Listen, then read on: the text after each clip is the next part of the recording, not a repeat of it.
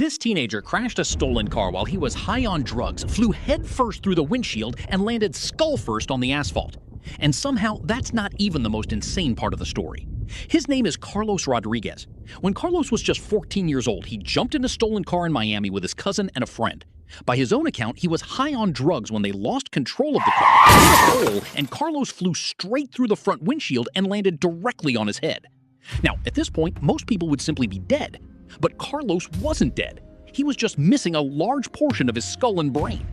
Doctors at the hospital were forced to surgically remove large amounts of damaged flesh, bone, and brain tissue just to keep him alive. They couldn't reconstruct what was gone, so they just left it.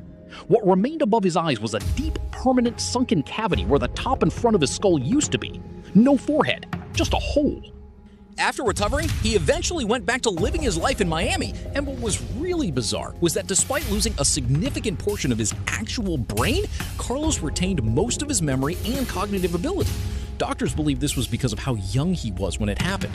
When brain tissue is lost at a young age, the remaining areas can adapt and compensate for the missing parts, so his brain just quietly reorganized itself and kept going. Carlos lived like this for years, completely openly, walking around Miami with half a head. Nobody believed he was real at first. It wasn't until 2010, when Miami police arrested him for soliciting a prostitute, that his mugshot went completely viral. In the photo, the entire front portion of his skull is sunken in like a giant scoop had been taken out of his head.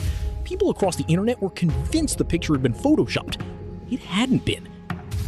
In October 2016, Carlos was arrested again, this time for setting his mattress on fire in his backyard, close enough to the neighboring duplex that police said it posed an immediate threat to the lives of the people inside. He was charged with attempted murder and first-degree arson. His trial was rescheduled over serious concerns about his mental state, which, to be fair, is a reasonable thing to question about a man who has been living with half a skull since he was 14 years old.